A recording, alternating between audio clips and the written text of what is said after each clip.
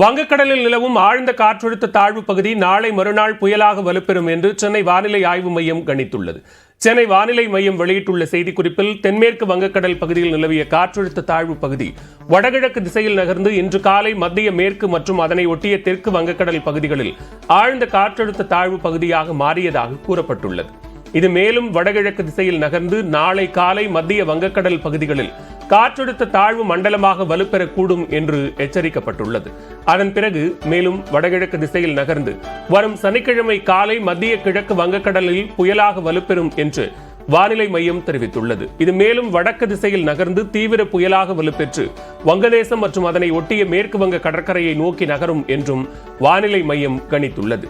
இந்நிலையில் கேரள கடற்கரையை ஒட்டிய தென்கிழக்கு அரபிக்கடல் பகுதிகளில் ஒரு காற்றழுத்த தாழ்வு பகுதி உருவாகியிருப்பதாக சென்னை வானிலை ஆய்வு மையம் தெரிவித்துள்ளது.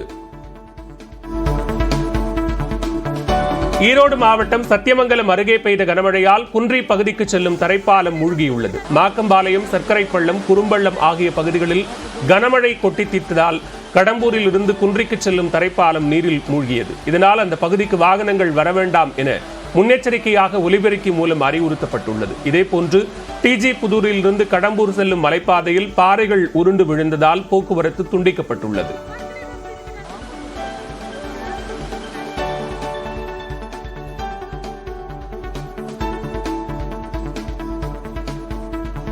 திருப்பூர் நொய்யலாற்றில் வெள்ளப்பெருக்கு ஏற்பட்டுள்ளதால் நல்லம்மன் தடுப்பணை கோவில் நீரில் மூழ்கியது. கடந்த சில தினங்களாக கோவை, திருப்பூர் மாவட்டங்களில் கனமழை பெய்து வருகிறது. இதன் எதிரொலியால் திருப்பூர் வஞ்சிப்பாளையம் அருகே பாயும் நொய்யலாற்றில் வெள்ளப்பெருக்கு ஏற்பட்டுள்ளது. இதனால் நல்லம்மன் தடுப்பணை கோவிலை மூழ்கியபடி நீர் ஆர்ப்பரித்து செல்கிறது.